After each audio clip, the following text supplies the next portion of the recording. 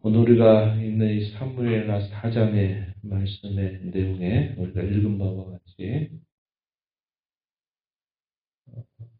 이제 아브넬은 죽음을 당한 상태였고 또 당시에 유다가 아닌 다른 지파의 왕으로 세움 받았던 이 이스보셋마저 죽임을 당하게 되는 사건이 발생하게 됩니다. 그 일을 주도했던 인물이 누군가 했더니 이스보셋의 두 지휘관이었던 레갑과 바나라는 사람이 이스보셋이 잠을 자고 있는 동안에 그를 죽여서 그의 머리를 베어가지고 당시에 다윗이 있었던 헤브론으로 그의 머리를 가져가게 된 사건이 있었어요. 그것을 보고 다윗이 어떻게 하느냐. 다윗이 그들을 처단하게 되는 일이 있게 됐다 하는 것이 오늘 우리가 여기 본문 속에서 확인하고 있는 내용입니다. 일반적인 사람들의 생각을 가지고 살아가는 사람, 그러나 남다른 생각을 가지고 살아가는 사람의 차이가 이 이야기 속에서 분명하게 드러나고 있습니다. 사람들은 자기를 위하는 사람에 대하여 친구처럼, 의인처럼 여기는 성향이 있고, 자기를 반대하는 사람에 대해서는 나쁜 사람, 또 악인처럼 여기는 그런 본성을 가지고 있습니다. 그런 정도의 생각이 보통 사람들이 생각하는 상식선이죠. 우리가 앞에서 쭉 살펴봤던 것처럼 이 다윗과 사울의 관계, 누가 봐도 봤을 때는 누가 보더라도 이 두 사람의 관계는 아주 절대적인 원수 관계로 여길 만한 상황이었습니다. 사울은 실제로 다윗을 자기 원수처럼 거의 여기면서 군사력을 대동해서 다윗을 죽이려고 쫓아다녔고, 다윗은 우리가 알게 살펴본 것처럼 죽일 만한 절호의 기회가 왔다라고 말하는 순간조차 사울의 옷자락을 벤 것만으로도 자기 양심의 가책을 느끼면서 자기의 허물을 용서해 주실 것을 구했던 내용들을 우리가 살펴보면 다윗은 사울과 똑같은 생각을 가지고 살지 않았다는 것을 우리가 알게 됩니다. 이것이 남다른 생각이었어요. 그 남다른 생각이 어디로부터 오느냐? 하나님을 깊이 아는 자의 모습으로부터 이러한 생각을 가지고 살게 된다는 것을 우리가 오늘 이 이야기를 통해서 확인할 수 있게 됩니다. 다윗이 이제 유다의 왕이 되었고, 이 다윗의 반대에서 계속적인 전쟁을 일으켰던 또 하나의 나라, 같은 하나님의 백성이었지만 그런 시간 속에서 어떤 일이 발생합니까? 다윗을 따랐던 이 군장 가운데서 아사헬이 아브넬에게 죽임을 당해서 그런 일이 있게 되고요. 그리고 요압은 그의 동생의 죽음에 대해서 계속적으로 때가 되면 보복하겠다 하는 이런 마음을 가지고 다윗을 따라가다가 이 아브넬과 다윗이 합친 조약을 맺었다라고 하는 소식을 듣고서는 그것에 대하여 분개해서 다윗을 속이고 그를 처단하게 되는 사건이 발생하게 됐죠. 또 오늘 우리가 읽은 이 말씀에서 자기의 군주가 된 그 군주의 머리를 베어가지고 다윗에게 가져가고서 참 잘됐다라고 생각을 했을런지 모릅니다. 그런데 그도 역시 처형을 당하게 되는 사건이 일어나요. 사울의 왕가가 결국은 그런 시간 속에서 패망하게 되는 이 일들은 하나님이 약속하신 대로 이루어지고 있는 일임을 우리가 넓게는 보게 되지만 그런 과정에서 이런 사람들의 보편적인 생각 그리고 그 생각을 뛰어넘는 하나님의 시각을 가지고 바라보는 사람의 차이가 분명하게 나타나고 있다는 것을 우리가 알게 됩니다.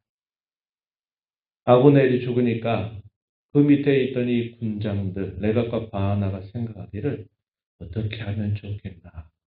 앞으로 자기가 봤을 때는 출세의 길도 막히게 되고 분명히 이 나라는 쇠하게 될 것이다 라는 생각을 했을 것입니다.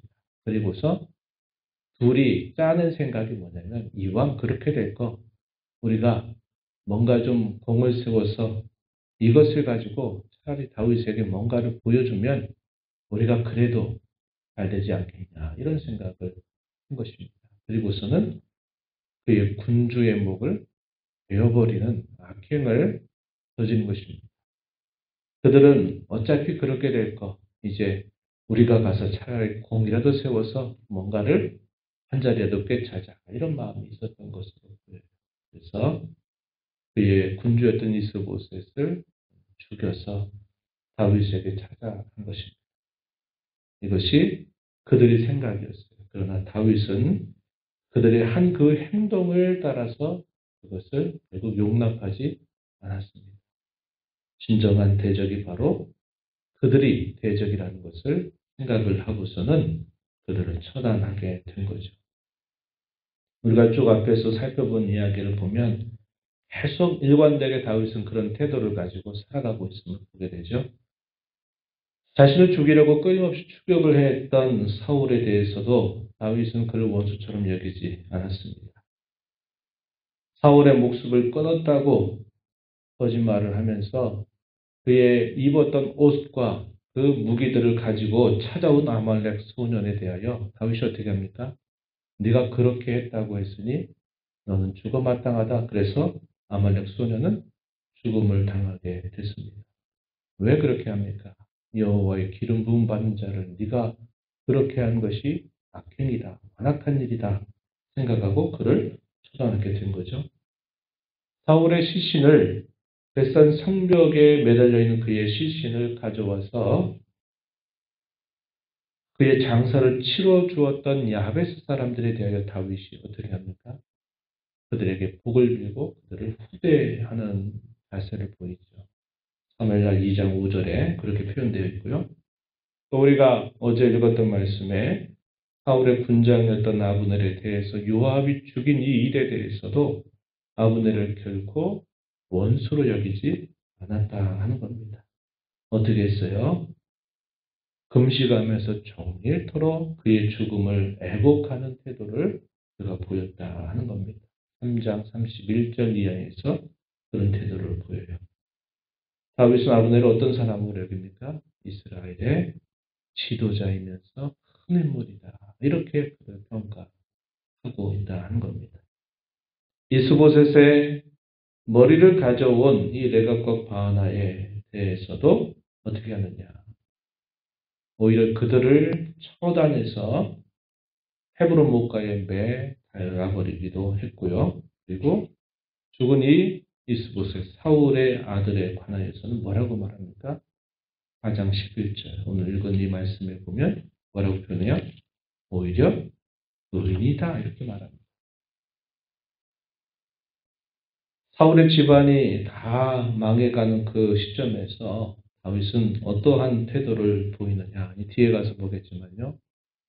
요나단과 함께 언약을 세우면서 요나단이 다윗에게 부탁한 말이 뭐였습니까? 우리의 자손들을 돌아보아 달라라고 한 부탁을 해요. 왜? 요나단은 하나님이 반드시 다윗을 이스라엘의 왕으로 세울 것을 알았기 때문에 그러합니다. 다윗과 이 요나단이 맺었던 그 언약에 대하여 다윗은 끝까지 그 언약을 이어가면서 사울의 집에 남아있는 어떤 사람이 있는가를 끊임없이 찾고 그 사람이 발견이 될 때는 그 사람을 선대하는 태도를 보입니다.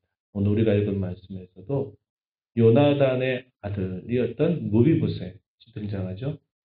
당시 그의 나이가 7살 정도 되는 어린 나이에 해당이 됩니다. 그런데 이 무비보셋을 다윗이 얼마나 귀하게 여겼는지 몰라요. 이 무비보셋은 장애를 안고 있는 사람이었어요. 이 사울과 요나단이 죽었다라고 하는 소식을 듣고서 어린아이를 데리고 가다가 떨어뜨려서 이 무비보셋이 장애를 안게 됐는데 다윗은 이 무비보셋을 하나님 귀하게 여기는 태도를 보이고 있다 하는 겁니다. 사람들은 보통 생각하는 것이 누구의 편이냐 하는 것을 가지고 그 편든 것 가지고서 계속 판단을 내리고 어떻게 하면 더 좋은 관계를 맺을까 하는 생각을 하는 정도로 판단하고 행실을 보이지만 다윗은 그렇게 여기지 않는다 하는 것입니다. 눈에 보이는 대적을 대적으로 여기는 것이 아니라 진정한 대적을 무엇으로 여기느냐? 하나님의 뜻을 거스르는 자. 하나님께서 말씀하신 그 공의를 저버리는 자. 그가 진정한 대적이다 여기는 겁니다. 자기에 대하여 좋은 마음을 가지고 있던, 자기에 대하여 대적하는 마음을 가지고 있던 그것이 그의 기준이 되지 않았다 하는 것을 우리가 이러한 이야기를 통해서 살펴보게 되는 겁니다. 이런 면모들을 보면 다윗은 이스라엘의 왕, 하나님을 대리할 만한 왕의 모습을 가지고 있는 거예요. 다 자기를 중심으로 해서 자기를 위하는 사람을 위해주고 자기에게 좋은 말 하는 사람들에 대해서는 호의를 베풀고 자기에 대하여 반대하는 사람에 대해서 무조건 나쁘게 대하는 그런 식의 아주 소인배 같은 그런 태도를 취하지 않았다는 겁니다. 자기에 대해 어떠한 생각을 가지든 하나님 앞에서 그가 올바르게 처신하고 행동을 하는가 그렇지 않은가를 보고 그가 진정한 원수가 누구인가를 판가름하는 태도를 보이고 있다 하는 것입니다. 자기 편에 서는 사람이 중요한 게 아니라 그 사람이 누구든 하나님의 뜻에 합한 사람인지 하나님의 편에 서는지 그렇지 않은지를 중요한 판단의 근거로 삼고 살아가는 이 다윗의 모습을 우리가 보게 되는 겁니다. 오늘 우리가 이 말씀 보면서 우리가 이 땅에 살아가면서 성경 우리에게 가르칩니다. 우리가 이 땅에 그리스도인으로 눈뜨게 된 순간부터 화해할 수 없는 전쟁이 계속된다라고 말합니다. 육신의 장막을 벗게 될 때까지 이 싸움은 끝나지 않아요. 그 대적이 과연 누구인가? 나를 중심으로 해서 나에게 잘 대해주는 사람은 좋은 사람, 나에 대해서 나쁘게 대하는 것처럼 보이는 사람, 나쁜 사람 이렇게 여기는 태도는 영적 전쟁에서 승리할 수가 없어요. 영적 전쟁의 가장 승리 첫걸음이 뭡니까? 누가 대적인 줄을 정확하게 가려내는 거예요. 대적이 누가 될 수 있어요? 나 자신이 대적이 될 수 있어요. 내 마음속에 일어나는 부패한 본성들을 내가 이겨내지 못하면 나 자신이 내 스스로에게 대적이 될 수도 있다 하는 것입니다.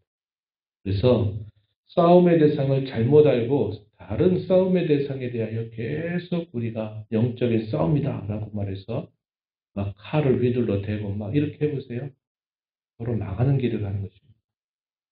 우리가 영적인 싸움에서 승리하여 주께 영광을 돌리는 길은 진짜 대적이 누구인가를 분별하되 진짜 대적이 하나님의 뜻, 하나님의 공의로우심을 저버리고 거스리는 그것이 진정한 대적인 줄 알고 그 대적과 더불어 힘을 모아 싸우는 자세를 갖는 것이 대단히 중요합니다.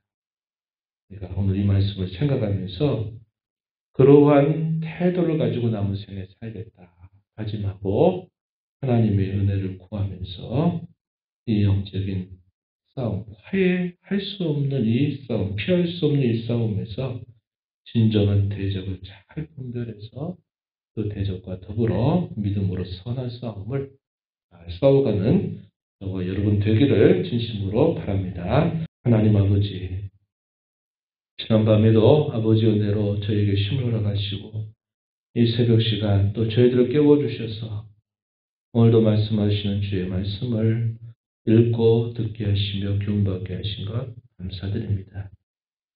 보통 사람들의 상식에서는 다 나를 중심으로 해서 내게 유익이 되는가, 나를 해하는가, 나를 호의적으로 여기는가, 그렇지 않은가를 따라서 좋은 사람, 나쁜 사람, 내가 위할 사람, 내가 대적해야 될 사람으로 다 분간하며 살아갑니다. 그럼에도 불구하고 다윗은 참 많은 역경과 시련들 속에서 하나님을 가까이 하고 살았으며 그것을 통하여 무엇이 진정으로 하나님의 뜻을 거스르는 일인지 언제나 분별하는 자세를 갖고 살아갑니다. 이 사람이 하나님의 편에 서 있는가? 이 사람이 주의 말씀에 따르고 있는가? 그렇지 않은가를 중요한 판단의 기준으로 삼아서 진정으로 위할 것을 위하고 또 대적할 것을 대적할 줄 아는 그런 삶을 살았습니다. 오늘 저희들을 불러서 하나님의 자녀로 삼으시고 그리스도의 군사로 부름받은 것을 저희가 생각하면서 영적인 싸움의 대상이 누구인가를 정확하게 분별할 줄 아는 지혜를 늘 갖고 살게 하여 주셔서 대상을 잘못 알고 잘못된 대상을 향하여 칼을 휘두르고 또 그들과 싸우는 일을 통해서 서로 망하는 길에 빠지지 않게 하시고 참으로 하나님이 우리에게 말씀하신 진정한 대적, 저희의 세력들과 더불어 힘써 싸워서 승리하여 주께 영광 돌리는 저희들의 삶이 되게 하여 주옵소서. 은혜의 보좌 앞에 나와서 아버지 앞에 은혜를 간절하게 구하는 모든 심령들의 간구를 기회로 주시고 응답하여 주시기를 바라며 예수님 이름으로 기도하옵나이다. 아멘.